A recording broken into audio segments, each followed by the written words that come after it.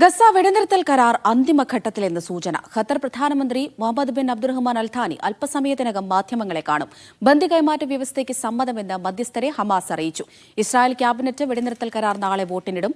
3 ഘട്ടങ്ങളിലായി നടക്കുന്ന ബന്ദിമോചനത്തിൽ ആദ്യഘട്ടത്തിൽ 33 ബന്ദികളെ മോചിപ്പിക്കും എന്നാണ് വ്യവസ്ഥ.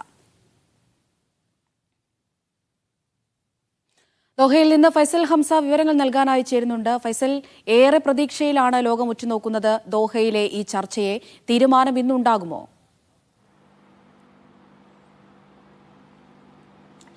അമൃത, ഇന്ന് വൈകിട്ടോടുകൂടെയാണ് ഖത്തർ വിദേശകാര്യ മന്ത്രാലയം അസാധാരണമായ ഒരു വാർത്താ സമ്മേളനം വിളിക്കുന്നത്. ഖത്തർ സമയം വൈകിട്ട് 6:30, അതായത് ഇന്ത്യൻ സമയം 9 മണിക്ക് ഖത്തർ വിദേശകാര്യ മന്ത്രി ഷെയ്ഖ് മുഹമ്മദ് ബിൻ അബ്ദുറഹ്മാൻ അൽ താനി മാധ്യമങ്ങളെ കാണും എന്നായിരുന്നു ആദ്യഘട്ടത്തിൽ അറിയിച്ചിരുന്നത്. എന്നാൽ അല്പസമയം മുമ്പ് അറിയിച്ചിരിക്കുന്നത് ഖത്തർ വിദേശകാര്യ മന്ത്രിയുടെ ഉപദേഷ്ടാവും അതോടൊപ്പം തന്നെ വിദേശകാര്യ മന്ത്രാലയ വക്താവ് കൂടിയായ മാജിദ് അൻസാരി മാധ്യമങ്ങളെ കാണും എന്നാണ്. ഇന്ത്യൻ സമയം 9:30 മാധ്യമങ്ങളെ കാണും എന്നാണ് അറിയിച്ചതെങ്കിലും ഈ വാർത്താ സമ്മേളനം അല്പസമയത്തിനകം തന്നെ തുടങ്ങും എന്നാണ് പ്രതീക്ഷിക്കുന്നത്. എന്തായാലും ഖത്തർ നൽകിയിട്ടുള്ള മധ്യസ്ഥ രാജ്യമായ ഖത്തർ നൽകിയിട്ടുള്ള ഒരു കരട് രേഖ, ഗസ വെടിനിർത്തലിനായി ഇരുപക്ഷത്തിനും കരട് രേഖ സമർപ്പിച്ചിരുന്നു. അക്കാര്യം ഹമാസ് അംഗീകരിച്ചതായി ഇന്ന് രാവിലെ മുതൽ തന്നെ അന്താരാഷ്ട്ര മാധ്യമങ്ങൾ റിപ്പോർട്ട് ചെയ്യുന്നുണ്ട്.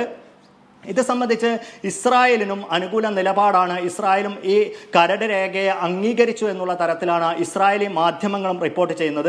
അതുകൊണ്ട് തന്നെ ഒരു പ്രഖ്യാപനം നേരത്തെ അമൃത സൂചിപ്പിച്ചതുപോലെ തന്നെ ഈ ഒരു കരാറിലേക്ക് വരുമോ എന്ന് തന്നെയാണ് ലോകം ഉറ്റുനോക്കുന്നത്. അത് ഇന്നത്തെ ഈ ഒരു വാർത്താ സമ്മേളനത്തിൽ ഉണ്ടാകും എന്ന് തന്നെയാണ് പ്രതീക്ഷിക്കുന്നത്. കാരണം ഇങ്ങനെ അസാധാരണമായ രീതിയിൽ വളരെ കുറഞ്ഞ ഷോർട്ട് ടൈമിൽ വാർത്താ സമ്മേളനം വിളിക്കുന്നത് ഖത്തർ വിദേശകാര്യ മന്ത്രാലയത്തിന് അങ്ങനെ പതിവുള്ള കാര്യമല്ല. ഈ ഒരു അസാധാരണമായ വാർത്താ സമ്മേളനമായതുകൊണ്ട് തന്നെ അത്തരമൊരു പ്രതീക്ഷ എല്ലാവരിലും ഉണ്ട്. നമുക്കറിയാം, കഴിഞ്ഞ ഒരാഴ്ചയായി ദോഹയിൽ തിരക്കിട്ട ചർച്ചകളായിരുന്നു നടന്നിരുന്നത്. അമേരിക്കയുടെയും അതോടൊപ്പം തന്നെ ഇസ്രായേലിൻ്റെയും ഹമാസിൻ്റെയും ഉന്നത നേതൃത്വം, പ്രത്യേകിച്ച് ഈ ചർച്ചയ്ക്ക് നേതൃത്വം നൽകുന്ന എല്ലാവരും തന്നെ ദോഹ കേന്ദ്രീകരിച്ചുണ്ടായിരുന്നു. മൊസാദ് തലവൻ ഡേവിഡ് ബേർണിയ ഉണ്ടായിരുന്നു. അതോടൊപ്പം തന്നെ ട്രംപിൻ്റെയും ജോ ബൈഡൻ്റെയും പശ്ചിമേഷ്യൻ പ്രതിനിധികൾ ഉണ്ടായിരുന്നു. ഹമാസിനെ പ്രതിനിധീകരിച്ച് ഇപ്പോൾ ചർച്ചകൾക്ക് നേതൃത്വം നൽകുന്ന ഖലീൽ അൽ ഹയ്യ ഉണ്ടായിരുന്നു. ഇവരെല്ലാം കൂടിയിരുന്ന് തുടർച്ചയായ ചർച്ചകൾ ഉണ്ടാവുകയും ഒരു കരട് രേഖ തയ്യാറാക്കുകയും ചെയ്തിരുന്നു ഖത്തറിന്റെ നേതൃത്വത്തിൽ. ഈ രേഖയാണ് ഹമാസിനും അതോടൊപ്പം തന്നെ ഇസ്രായേലും കൈമാറിയത്. എന്തായാലും ഇരുപക്ഷത്തിനും അനുകൂലമാണ് ഈ ഒരു രേഖയോട് സമീപനമാണ് എന്നാണ് മാധ്യമങ്ങൾ റിപ്പോർട്ട് ചെയ്യുന്നത്. അങ്ങനെയെങ്കിൽ അക്കാര്യത്തിലുള്ള ഒരു വ്യക്തത വരുത്താൻ അല്ലെങ്കിൽ ഒരു കരാറിലേക്ക് എത്താൻ ഇന്ന് സാധിക്കുമോ എന്നാണ് ഉറ്റുനോക്കുന്നത്. നമുക്ക് പക്ഷേ ഇന്നലെ മാജിദ് അൻസാരി ചൊവ്വാഴ്ച മാധ്യമങ്ങളെ കണ്ടിരുന്നു.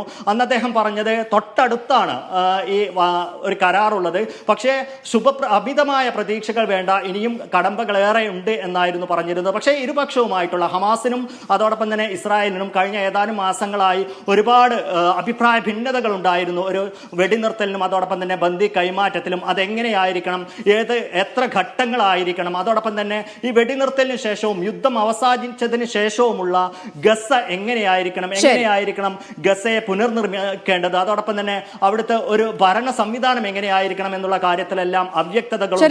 കാത്തിരിക്കാം. ഈ വാർത്താ സമ്മേളനത്തിനായി ലോകം ഉറ്റുനോക്കുന്നതും സമാധാനത്തിന് വേണ്ടി തന്നെയാണ്. വരും മണിക്കൂറുകളിലും വാർത്തയുടെ വിശദാംശത്തിനായി ഫൈസലിലേക്ക് മടങ്ങിയെത്താം.